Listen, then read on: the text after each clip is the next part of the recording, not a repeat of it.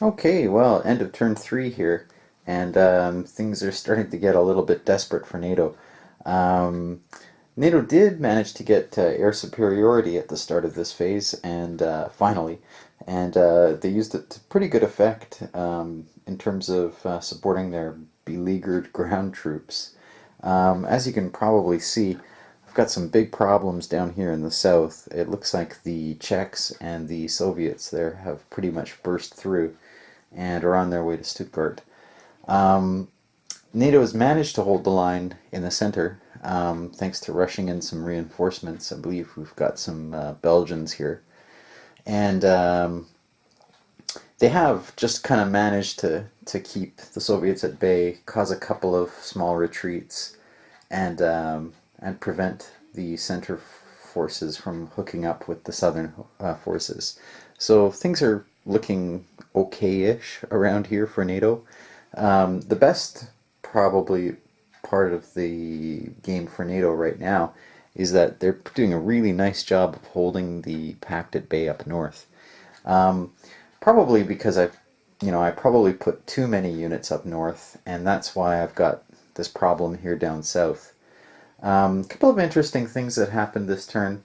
Um, had this 5th Mechanized Division kind of sitting here, surrounded by Poles and Soviets, and and it was isolated, and I managed to make a nice attack and cause these guys to retreat, and this unit could pull back. It got out of the it got out of the big mess. It was surrounded and cut off, and there were big problems.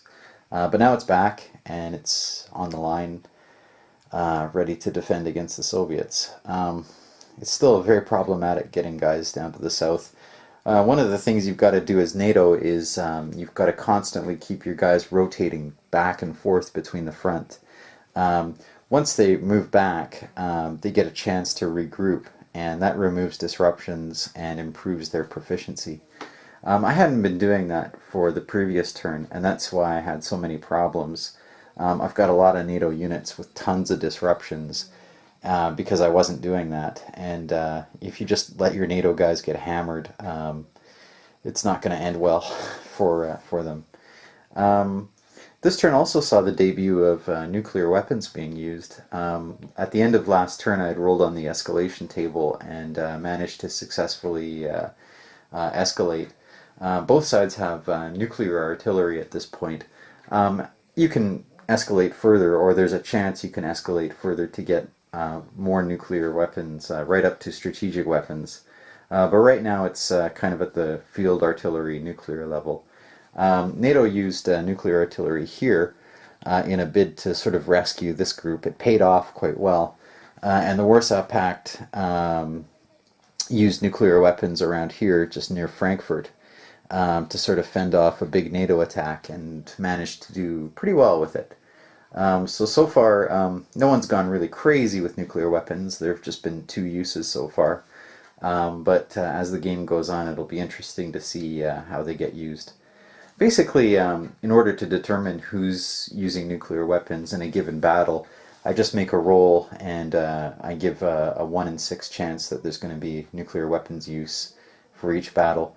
And once I roll a 1, then I check to see who's going to be using it, whether it's both sides or one side, and which side that is. And it seems to be working fairly well so far. Another thing that's happened in turn 3 is that the Austrians have declared themselves neutral.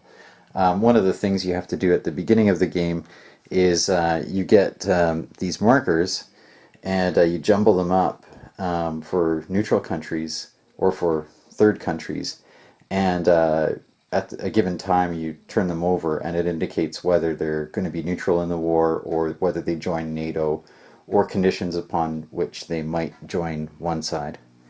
So that's basically it. I'm hoping that NATO is going to be able to somehow get some nice reinforcements here and sort of stop this bleeding going on down here.